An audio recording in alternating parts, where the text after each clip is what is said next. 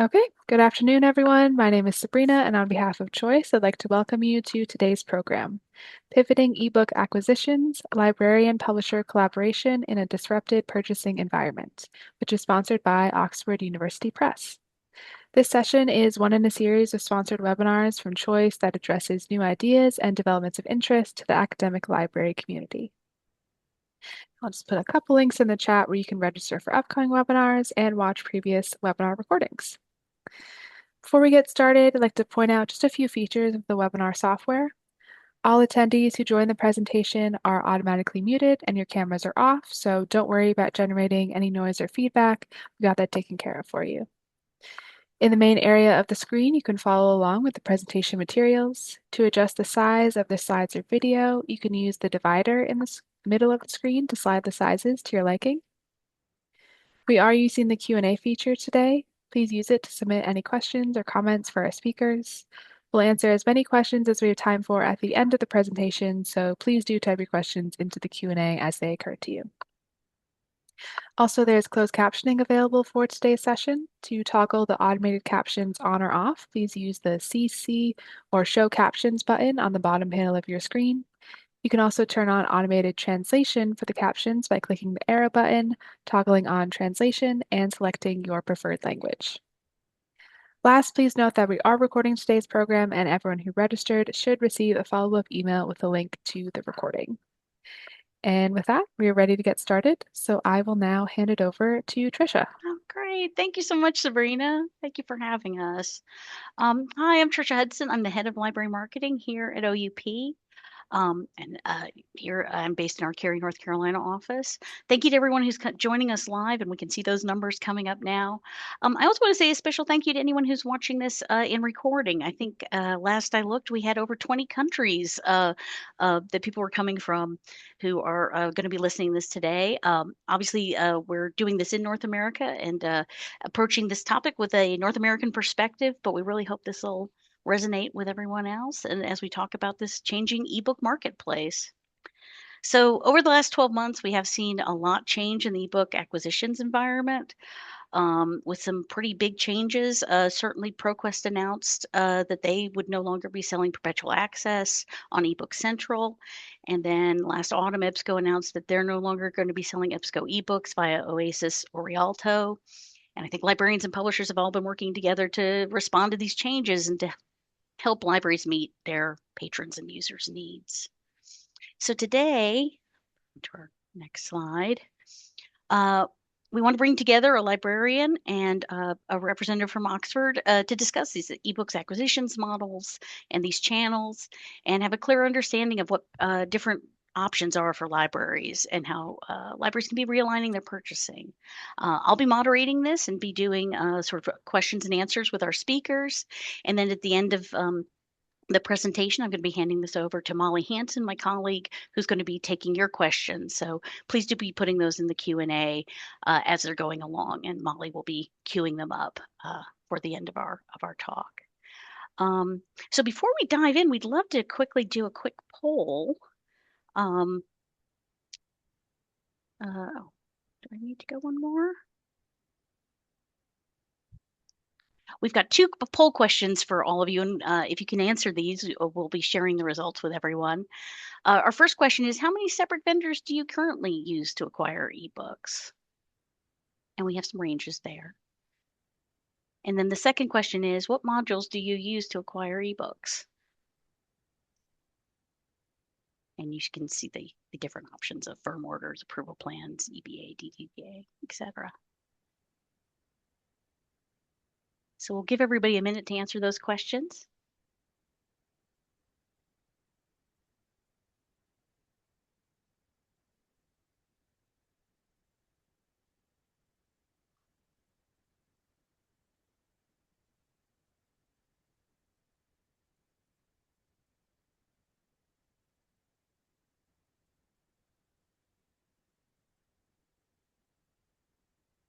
All right, thank you, Sabrina. Okay. So we can see as far as how many vendors are people using, the range of 1 to 5 is our most popular, 62%. Another 20% of people are saying 6 to 10. And only 2% of you are using more than 20, so that sounds reasonable. And then, yeah, much more of a even mix across the what models people are using to acquire ebooks. 71% are, of course, using firm orders, 60% collection purchases. 72 are doing subscriptions to book collections. But then about a half of folks are doing an EBA or a DDA, and 28% are on approval plans. Interesting. Thank you guys. That is some great context for who we have here. So let me just quickly introduce our two speakers today. Both of them are bringing just a wealth of knowledge and ebooks expertise to the discussion. Glader Lackey is joining us from Oklahoma State University. Go Pokes, and their Edom Low Library, where she serves as their acquisitions and e-resources coordinator. Also joining us is Kathy Carlisle Fountain, my colleague, who's our OUP's head of business and development for the Americas. And so let me turn this over to Gayla and Kathy to introduce themselves. Hello out there. As Tricia mentioned, I am the Acquisitions and E-Resources Coordinator for the libraries at Oklahoma State University Stillwater. I joined the staff in 1999 working with print and began working with electronic resources in 2014. When I started out, acquisitions was a huge department, but today I'm the only one left, folded in alongside several other downsized units in a new department. I manage courtesy of our demand-driven collection development policy, vendor solutions that streamline my workflows, and the gracious assistance of my current coworkers handling some of the e-resource tasks. Kathy? Hi, everyone. I'm Kathy Fountain, and thank you so much for joining us today. We're really happy to have the opportunity to talk to you.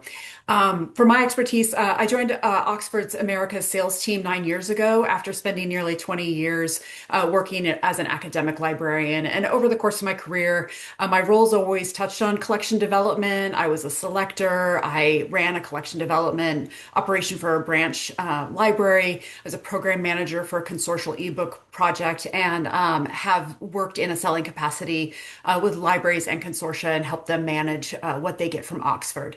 So over the last 8 months, though, I've tapped into the library relations part of my current role and interviewed librarians throughout North America about their ebook strategies to manage this recent market upheaval. So that's what I'll bring to this presentation. And I'll just say one last thing is all of those things you mentioned in the poll, I think we're going to touch on all of those acquisition methods today, which is fantastic. So thank you for answering that. Fantastic. So I'm going to kick off with our first question. Yeah, a lot of librarians have been shifting their ebook acquisitions in this last year.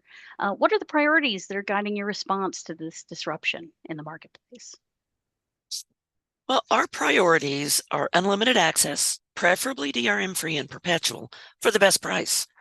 We were fortunate to already be in a good place when ProQuest made their announcement with a robust purchasing strategy that includes a variety of acquisition models such as firm order, demand-driven acquisitions, evidence-based acquisitions, annual collection purchases, and package subscriptions from numerous providers, including Oxford University Press. Next slide, please.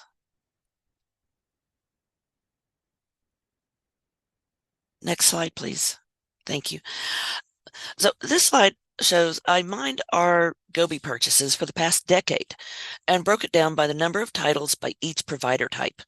In this slide, you can see some DRM-free aggregators and publishers in the orange and green begin to creep in FY18 with a steady acceleration over the following years, leading to our current 50-50 balance between traditional aggregators and DRM-free providers. So from our end, Oxford's been focused on really two things in this time. We've been actively soliciting librarian feedback about changes, and we've been supporting them with some flexible acquisition options to buy Oxford ebooks in the future. So for the first part of that, we reached out to librarians in a variety of university types to ask them about their plans for buying ebooks. And in our interviews, we had the opportunity to hear about the variety of ways librarians are managing disruption, their budget, their staff time, and and their community's needs. It's really helped us understand the impact of this instability and how we can help. And we know that perpetual access is important to librarians, so we want to make sure we have options that fit a variety of needs. And you can see in this word cloud the most common discussion points from our conversations with librarians. We found that some are just simply in crisis management mode and they have pivoted quickly to some analogous alternatives to just do the simple solution quickly. And then for others, I think this moment has really provided an opportunity for them to do a comprehensive review of their purchasing processes and decisions. And as time has allowed, librarians dug into their purchasing habits and as Gayla has done, to think hard about the what, when, where, and how of their purchasing. For example, do usage patterns point to specific subjects or publishers? Do workflows work best if you switch from firm ordering to EBA? Which reseller should we use? From our side, our representatives have reached out to librarians to offer options and to support their continuing Oxford acquisitions. Wonderful. Thank you. So what is the most significant change you've made during this time? Well, since we didn't have to pivot toward other acquisition models or providers, we've been able to use this disruption as an opportunity to explore options to pivot away from ProQuest.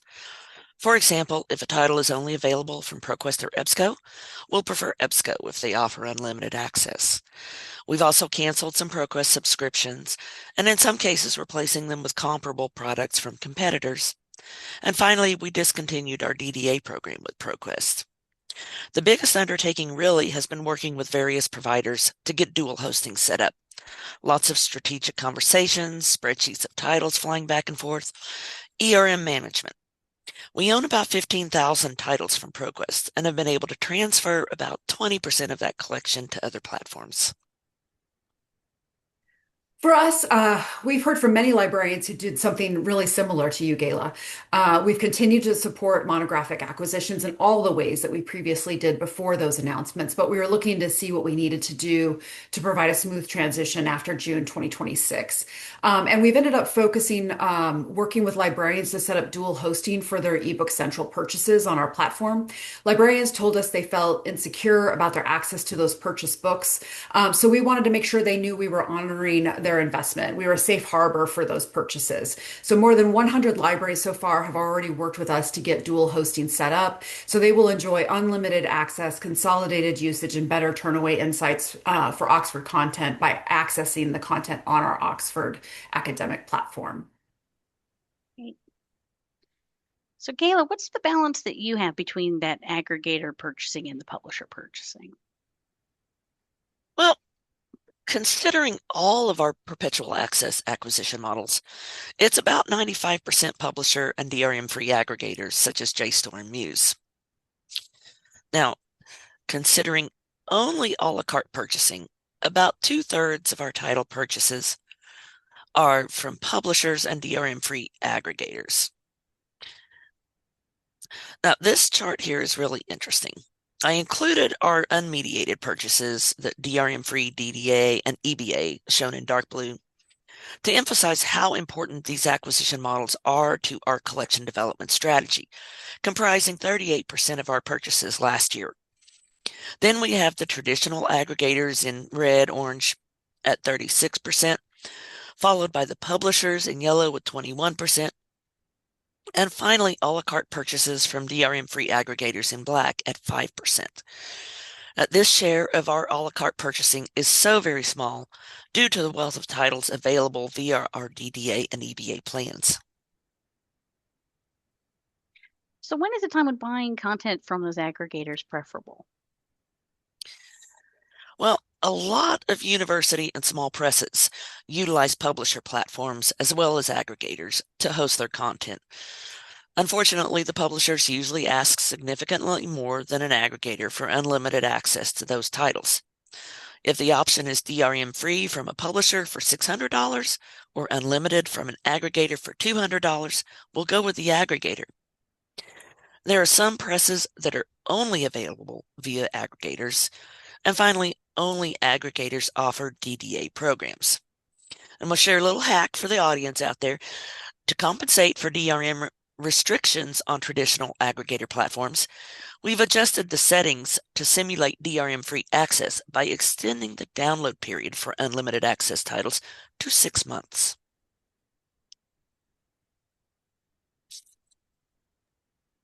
I was slow with the unmute. So we have found that smaller libraries with smaller budgets tend to centralize their purchasing through one channel to simplify their labor and workflow. And I think our poll results here point to many of you probably doing that. If you're working from 1 to 5 vendors for your ebooks, you are probably in a consolidation workflow. And that they'll use the aggregators, multi-publisher, DDA, or EBA options to fit that need for streamlined acquisitions. But there are also some titles that we only make available on a limited user level, and those can only be purchased electronically through an aggregator. And so there are things available through an aggregator you can't get from a publisher. Oxford has supported and will continue to support this approach by offering titles through eBook Central and EBSCO eBooks. In July and moving forward, we'll continue to work with EBSCO as we've done in the past, as they continue to support selling perpetual access individual titles through their models and on their platform. Great. So Kathy mentioned both DDA and EBA. Can you both talk about the rationale for when to use each? Well, I've found that unmediated access is an economical way to offer a lot of content to patrons while growing your permanent collection. There are pros and cons to demand-driven acquisitions and evidence-based acquisitions, but at OSU we find that utilizing both options provides a good balance between current and older content. We've had DDA with JSTOR for many years. We're in our 3rd year of EBA with JSTOR, our 2nd year of EBA with Project Muse, and our 1st year of EBA with Taylor and Francis.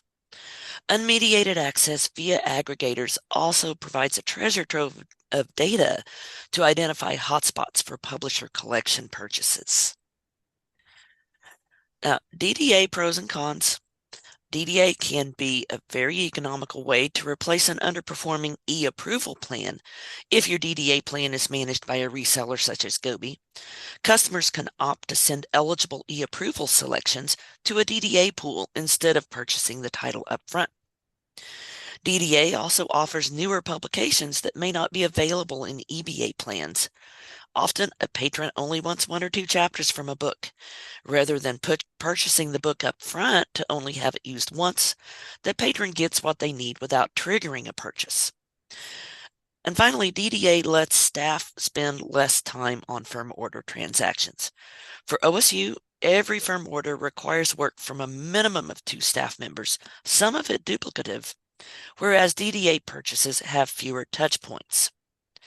Now, on the other hand, we do have horror stories of libraries burning through their DDA budgets before the end of their fiscal year. But at OSU, our DDA spend has actually been flat for 3 years without imposing any budget cutoffs. Now, this graph here is our DDA versus our ILL requested purchases from 2017. So it's a really small sample. But when we implemented a DDA plan at the end of FY16, our FY17 expenditure for ebook purchase requests from interlibrary loan declined by almost the same amount as our DDA spend. Now, for on to EBA, please. Next slide. There we go. Thank you. Yeah. Now, EBA offers its own unique benefits and opportunities for streamlining library workflows. With the single payment at the start of the plan year, spending is predictable year over year, which in turn saves staff time by not having to handle multiple transactions for DDA or firm order purchases. EBA plans offer access to large pools of content, and if your EBA plan is from a DRM-free aggregator, customers can select titles for purchase that offer the best value for content from that provider. The only possible downside with aggregator EBAs is that the pool of content desired for purchase may narrow a bit over time. Now, we're still able to find enough titles to purchase each year, But we did find that we had to go just a little deeper down the selection list in our second year compared to our first year. So at Oxford, we offer EBAs for Oxford Scholarship, Oxford Handbooks, Oxford Medicine, and very short introduction collections. I'll leave it to Gayla to talk DDA. We don't we participate in the ones through aggregators, but we offer directly an EBA option. So I'm going to address that. But I want to go back to something you said, Gayla, for just a minute. You mentioned that the available pool of titles can decline the longer you're in an EBA. And I think one of the critical things to think about is how much content is getting added to your pool versus how much you're acquiring each year through EBA. And I was thinking about this because in our Oxford Scholarship online program, a lot of libraries are not buying nearly as many titles annually as are getting added annually. So over time, you can see growth in usage that may actually pay off over a long period of time. And it allows that if that collection is growing and holding steady, you can use it as a long-term strategy. And we're definitely seeing that where we've seen libraries move to EBA as a collection development model for monographs, especially since it allows them to provide a large number of titles, front list and back list, far more than they could previously afford, and then make those purchasing decisions based on that demonstrable use after 12 months. And with our Oxford Scholarship Online collection, for example, the number of titles, as I mentioned before, added annually is, somewhere in the 1,250 title range for the full collection, and that's typically larger than what libraries acquire in a given year. So new titles will accrue use over time and be folded into those purchasing decisions process. So EBA essentially balances the benefits of subscription with a low price access and perpetual purchases with long-term ownership in one transaction. And we've seen growth in adoption of this model in the last several years. And Oxford's been steadily improving our EBA offerings as a response, both in an increased number of products and an increased number of content pools. So if you have more information, we can provide that. Absolutely. So what are the benefits to buying content from publishers like Oxford and our books on Oxford Academic? Well, unlimited DRM-free access is the most obvious benefit. Many of our firm order purchases are titles used in courses. This in turn engenders goodwill with students who benefit from the purchase, and we've seen increased engagement from faculty with more instructors proactively reaching out to see if we could get ebooks for their classes. Now, when you're an extreme couponer like me, price is a strong motivation. While publishers like Oxford do cost more than single-user aggregator options, when you compare apples to apples, unlimited access to unlimited access, the publishers cost a third less on average. And most publishers are happy to extend discounts for large purchases such as bulk a la carte or annual collections. Aggregators present hidden costs in the form of staff time spent managing the access for limited access titles, monitoring turnaways, fielding patron complaints, upgrading access as necessary. With publishers, it's a one and done, fix it and forget it transaction. This is also a compelling reason for taking up annual collections, streamlining your ERM and acquisitions workflows. And of course, the big bonus, patrons are happier because they get a consistently hassle-free experience from the publishers, rather than having to periodically return to the platform and re-download a title due to DRM restrictions. And we get to leave this slide up here because we agree on all of this. So there's so many good reasons to buy from a publisher, and I echo everything Gayla just said. We exclusively offer unlimited users for ebook purchases on our Oxford Academic platform. The content is DRM-free, requiring only platform authentication through the institution. So if there's a title that will be used in a course and needs to be used by many students at the same time, the publisher platform is absolutely your best option when that title is available. It'll make your life so much easier. In addition, our Oxford Academic platform is the most accessible platform we provide, and we've been consolidating our books together on that platform to ensure that our content is usable by all patrons. And finally, the platform allows side-by-side searching for all of our books and our journals. And that allows that content to be searched by our AI search assistant that's newly available so that it can use all available resources that you have accessible and their trusted results for your researchers. And for us, we've also been investing extensively in our ebook publishing workflow and Oxford Academic platform. So right now we are publishing the majority of our print and ebook copies simultaneously as a result of a major revision in our process. On this slide, you can see how this has improved over time, improved our time to publication for monographs in Oxford Scholarship Online specifically. In the first 6 months of 2024, the vast majority of our titles were on an old workflow, and this meant that most titles had a print or an aggregator digital copy available in advance of the Oxford academic copy. In the last 6 months of 2025, that ratio is flipped, as you can see. Most of our titles are now available published first on Oxford Academic. This helps support you if you're an e-preferred on the publisher platform in your approval plans so that you can get your format of choice without hassle more often than you could in the past. And you don't have to ask us if it's coming to Oxford Academic. You're going to know at the first instance. That is great. So obviously individual titles hosted on publisher platforms can be published from the publisher directly, but they can also go through a reseller service like Gobi and Rialto. How do you and other librarians make decisions about whether to use the reseller versus buying direct? It's really all about price. Publishers with their own e-commerce portals often provide discounted prices compared to reseller services because they don't have to compensate the reseller for facilitating the purchase. Discounts are typically 10% less than the resellers. And since publishers control their own content, they are able to offer better pricing for bulk purchases. So if I need to buy 10, 20, 50 titles from a publisher, I will always send my rep a list, knowing that I can expect a 15% discount or even more. And if a publisher is having a sale when I just happen to need a few titles, it's an easy decision. If the deal has a title minimum, I'll mine our turnaway data to fill out the order. Now, this table shows the price comparison of a selection of 60 titles that OSU purchased from aggregators in fiscal year 2014. All titles have alternate availability on publisher or DRM-free aggregator sites, and I selected 10 titles per site. The first column gives the price for single user access via traditional aggregator. The second column is the price of unlimited access via the same aggregator. And the third column is what we would have paid to get these same titles from a DRM-free site.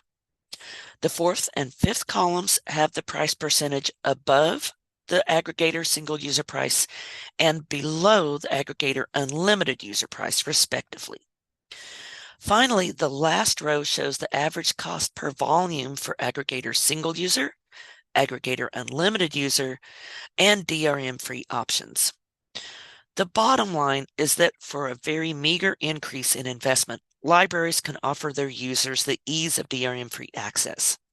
On average, you can expect to pay about 12% more than single-user aggregators, but a third less than unlimited user on the aggregator platforms, as I've highlighted in blue. I've also highlighted a few other cells on this table. First, our host Oxford in green, little higher than average price point compared to single user, but pretty close to average compared to unlimited access. Next, in orange, the DRM-free aggregators.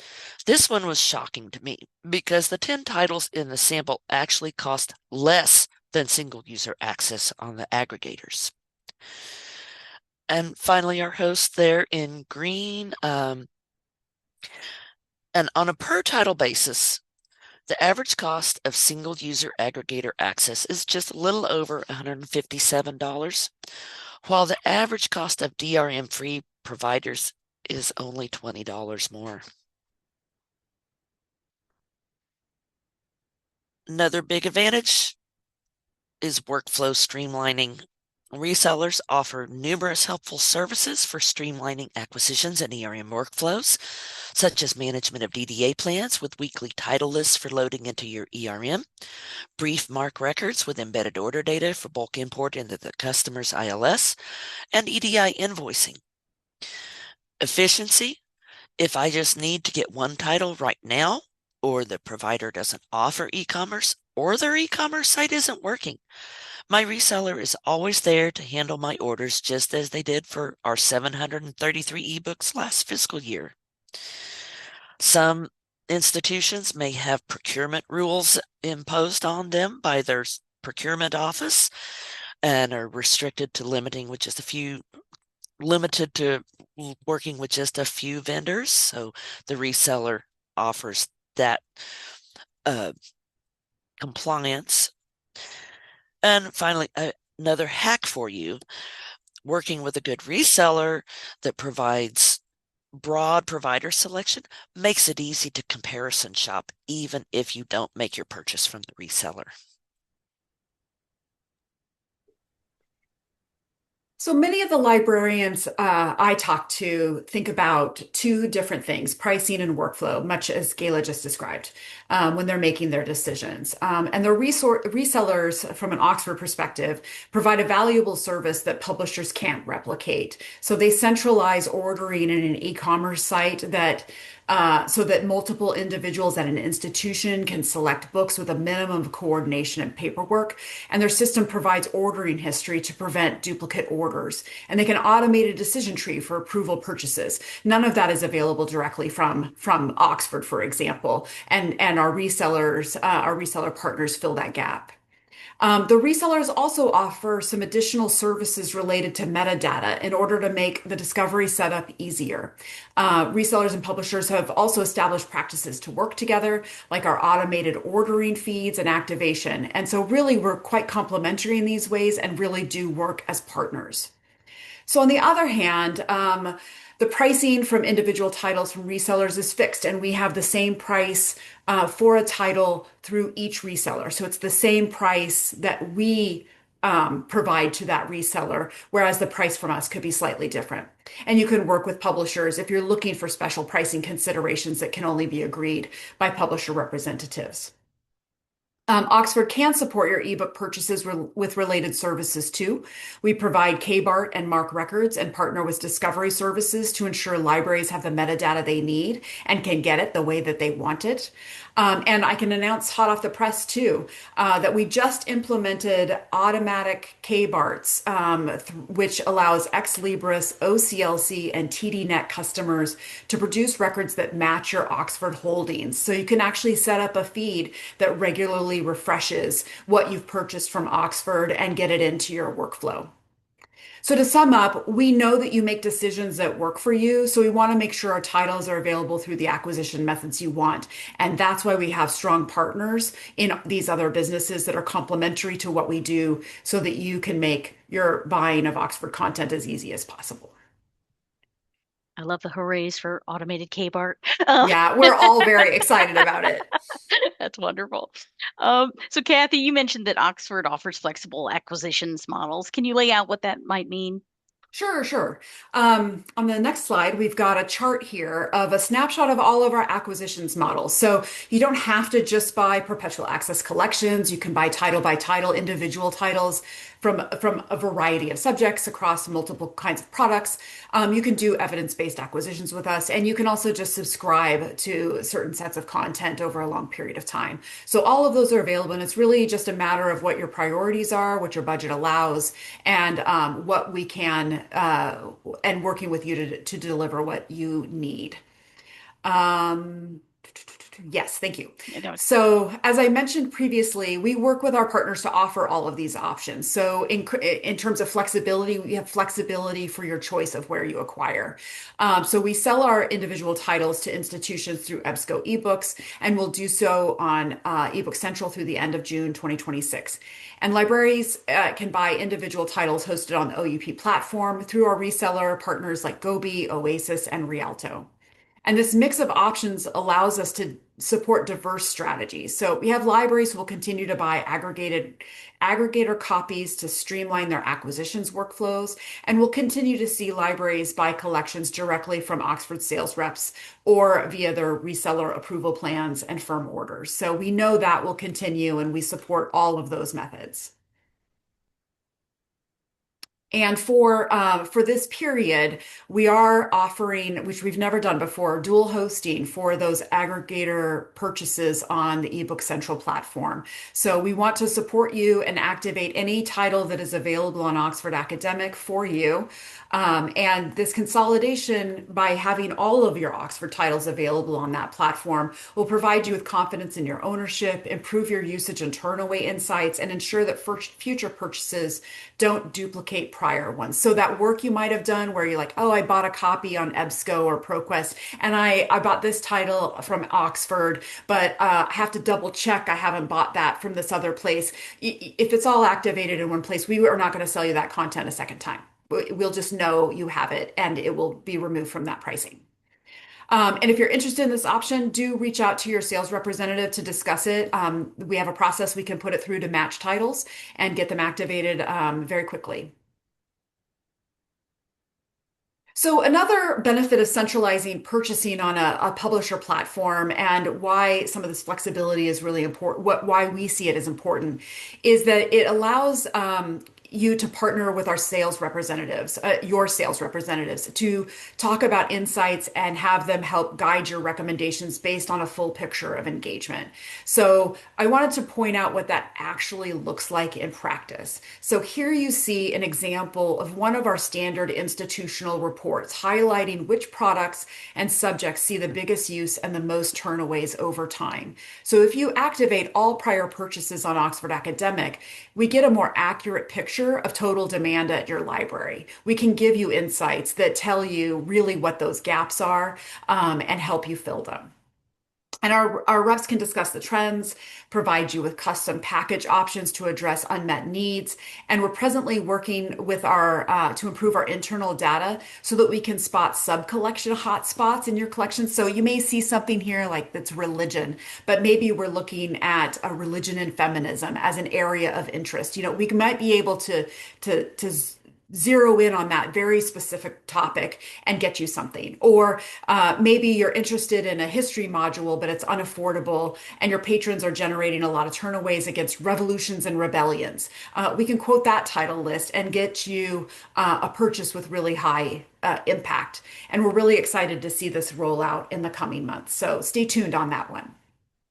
Absolutely.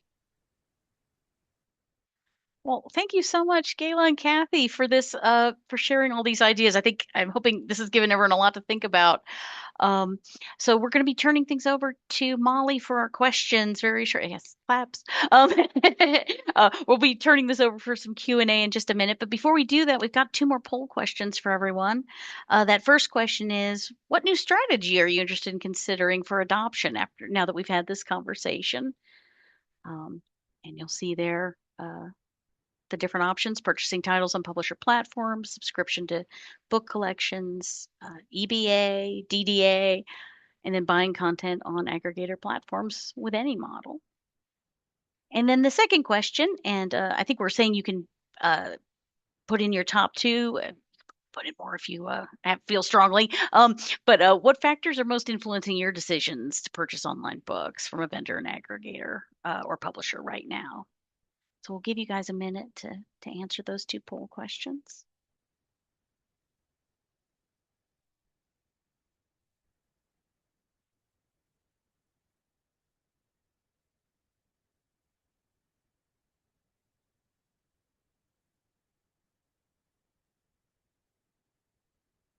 And a big thank you to Sabrina, who's seeing them come in. And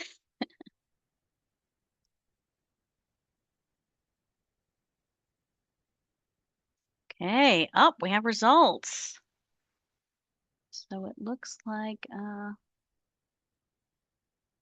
by far 43% purchasing titles from publisher platforms is on the list. That's wonderful to hear. We have almost a third of people looking at EBA models. Also great.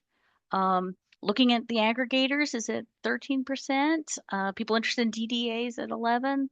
And then subscription is coming in at 5%.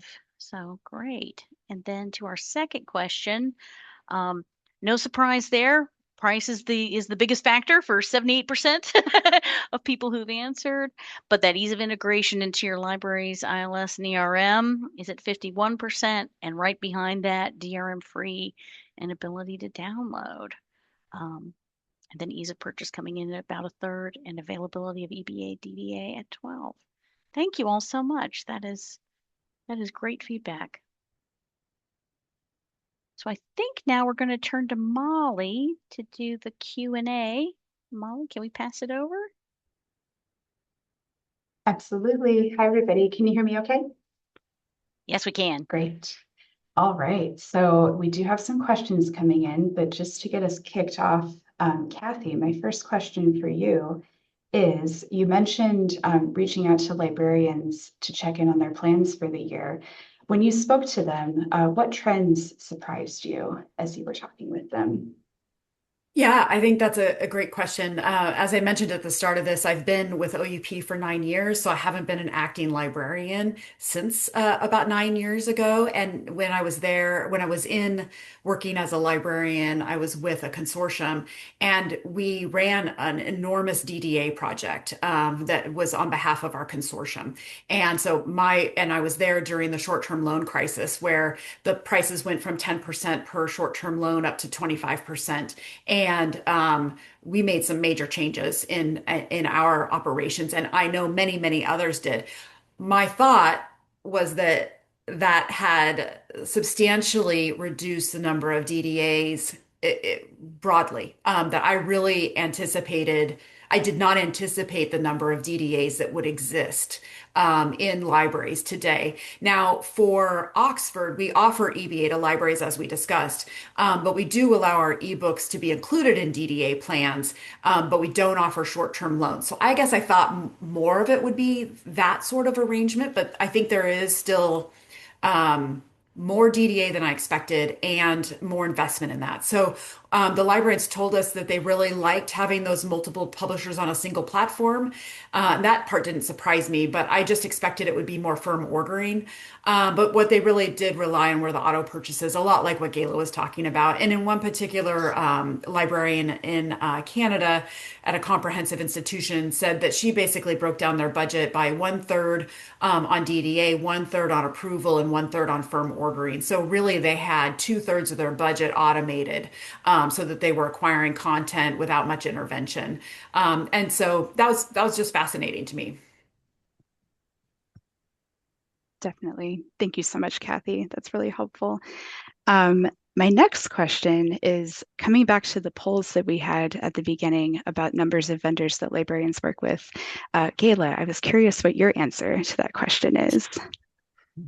Oh, well, I went through Gobi first and just counted everybody I had activated, and then I had to start thinking about, okay, and who else do I send checks to?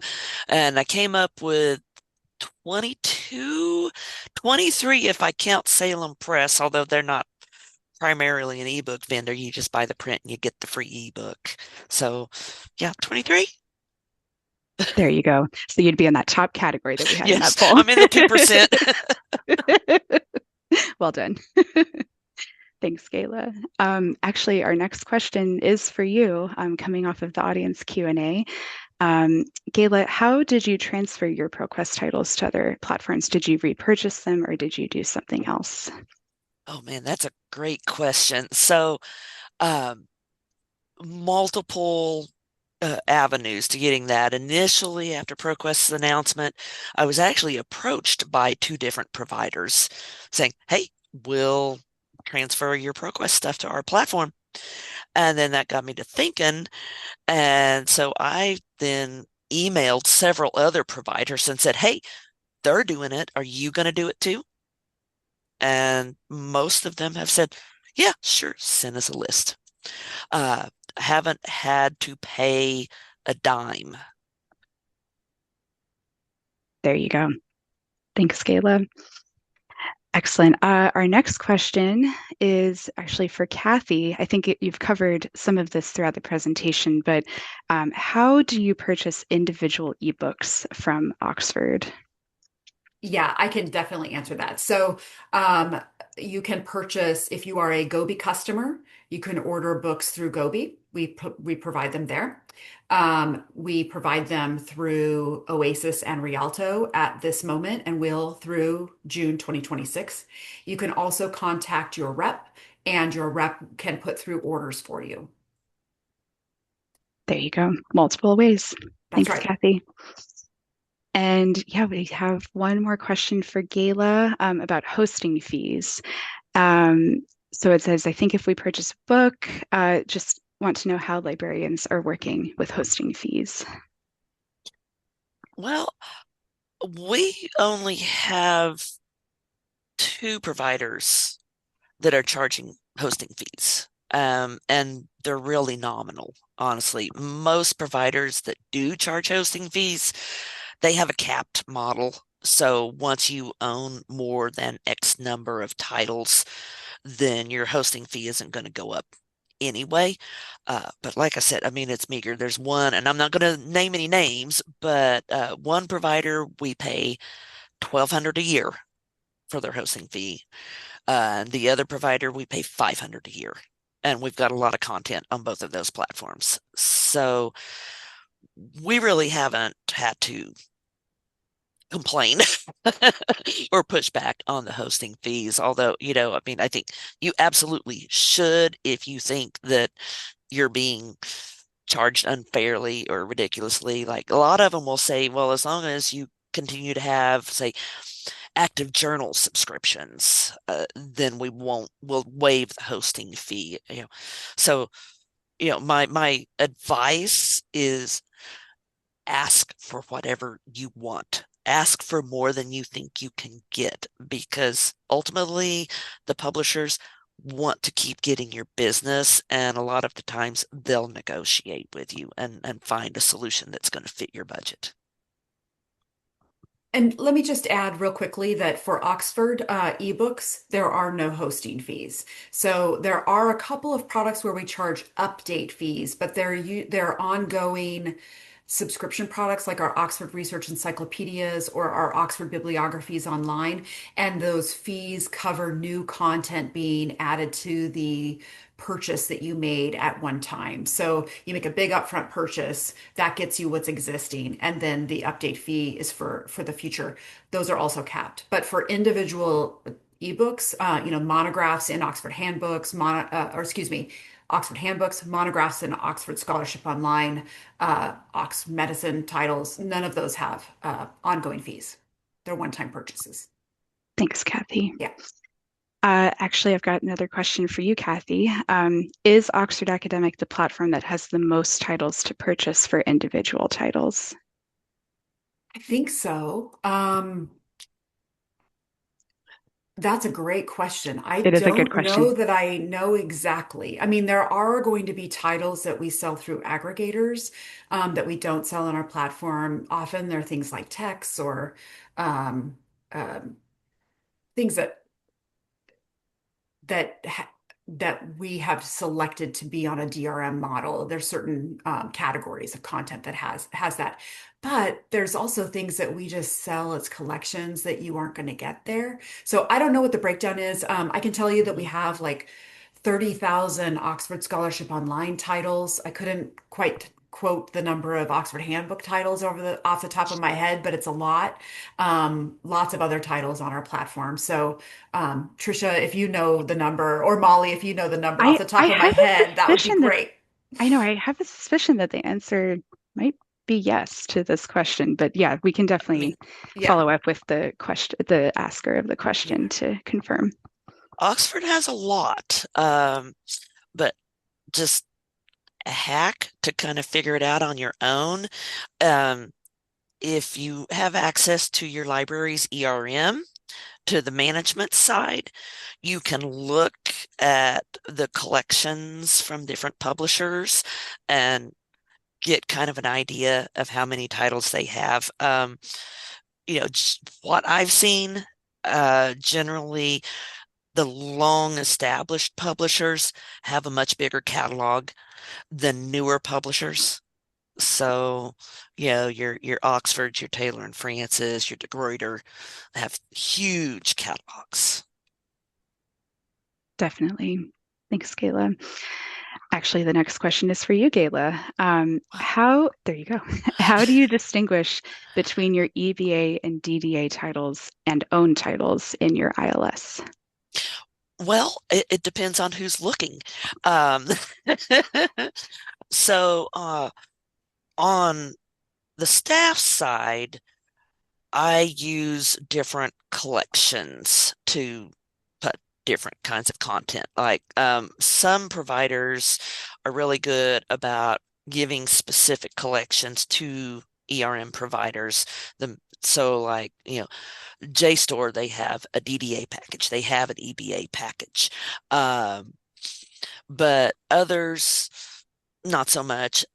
I really don't worry about it, honestly. I mean, uh, for the public side, what they see, I make sure that they can't tell the difference between an EBA or a DDA title.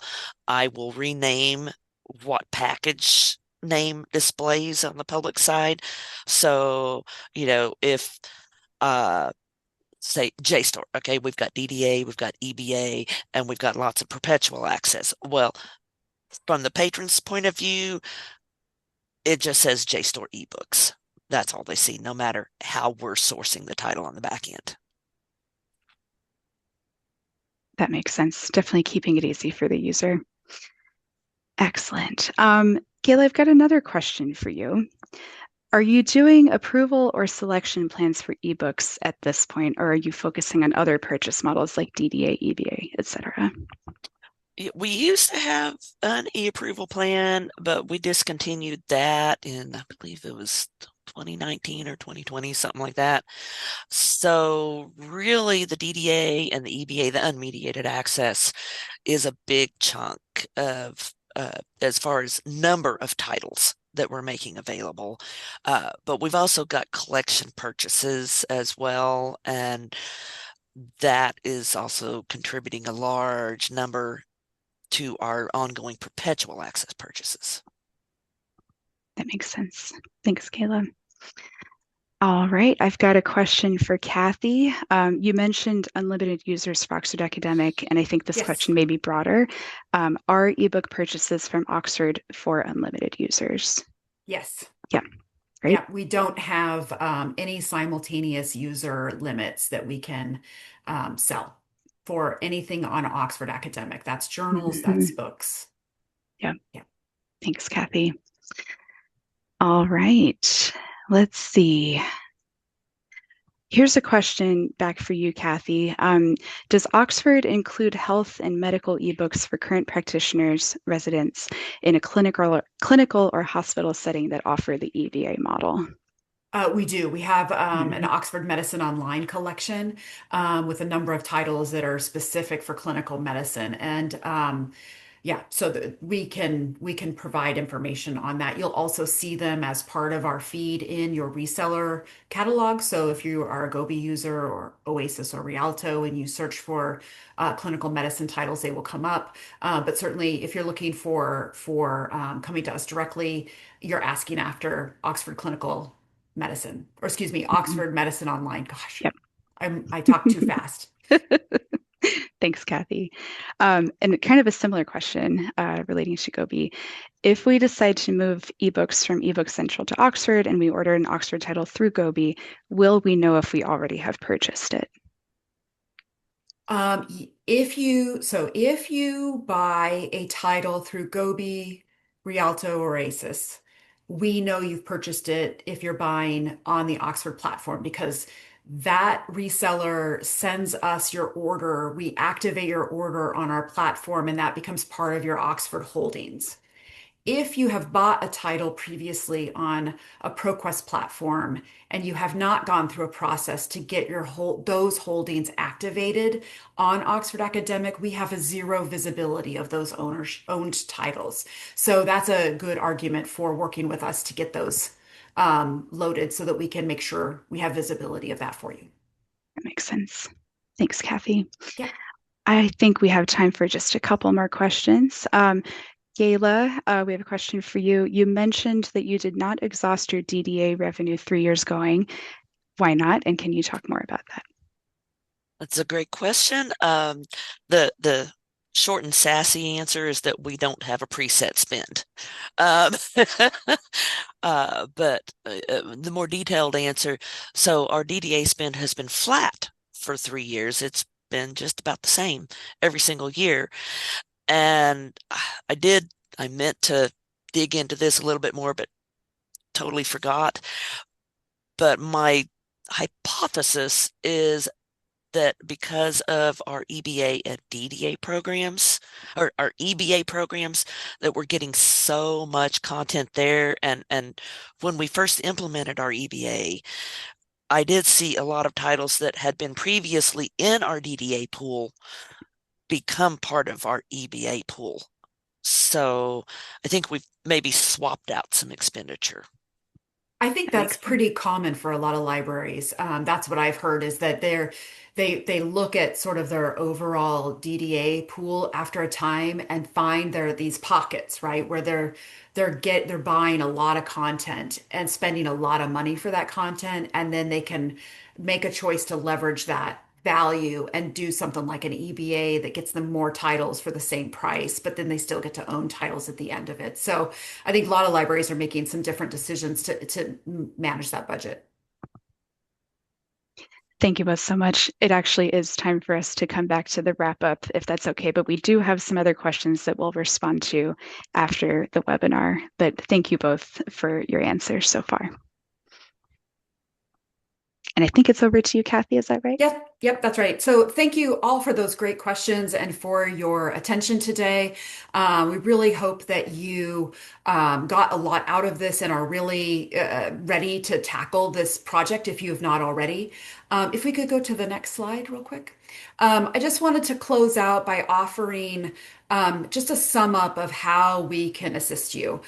So we let you choose your favorite platform for Oxford eBooks, right? So we've talked a lot about this today. How can you acquire them? You have many ways, and we've outlined that, and we defer to your preference. Um, our relationships with Gobi and Rialto enable you to set your individual titles, and your parameters, your parameters for what you want to acquire, and our improvements in our publishing process that is giving Oxford Academic a little bit more priority means that you can actually choose from the aggregator channel, Oxford Academic, or print at the same time. So there's no delay. It's much, much better, and it will continue to get better from here. We do offer dual hosting for anyone who would like to put their eBook Central content on the Oxford Academic platform and activate it. Not 100% of titles are available on Oxford Academic, but we will match what you have against what we have, and we will turn that on. You will get unlimited users for no charge. So if you are interested in that, please get in touch with your rep. This will feed into your automated KBART reporting, so your holdings can get updated. You can improve them in your discovery service very quickly.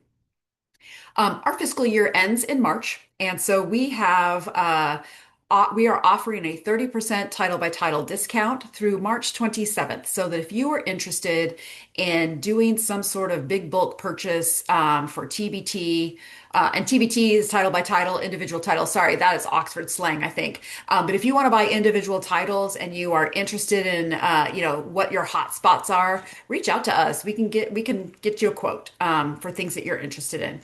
And this is also our period of our best discounts for perpetual access. So if you're interested in looking at collections, this is now the time to think hard about that. Our best discounts are available through the end of March, and then we will quote you and let you know what that looks like for whatever you're interested in. So do contact your reps. Last slide. And just wanted to say thank you. Or Trisha, should I turn this over to you real quick before? Okay. Just so thank you very much. We really hope this helps you with your planning. We know it is really challenging. If you need any guidance, reach out to us. You've got the marketing email there. They will direct your question to the right person. You can scan the QR code to get more information. But thank you so much for taking the time. Thank you to Gayla for joining us today and talking about her experience. I think it adds a lot of depth and practical wisdom to what we might otherwise talk about if it's just Oxford people in a vacuum. So thank you so much, Gayla, for joining us, and I will turn it over to Sabrina to close us out. Great. Thanks so much, Kathy. Yeah, we're right at time, so I will close out here and say thanks so much to Trisha, Kathy, and Gayla for taking the time to speak with us today, and thank you to Molly for moderating the Q&A, and thank you to our attendees for your questions and your comments. I'd like to remind our viewers that we did record today's program, so be on the lookout for a follow-up email from Choice with a link to the recording. Also, if you have a few minutes after the presentation to fill out a brief survey, we would really appreciate it. So thanks again to all of you out there for joining us. We hope you learned something new from the webinar and hope to see you again soon on another session. Thanks, everyone.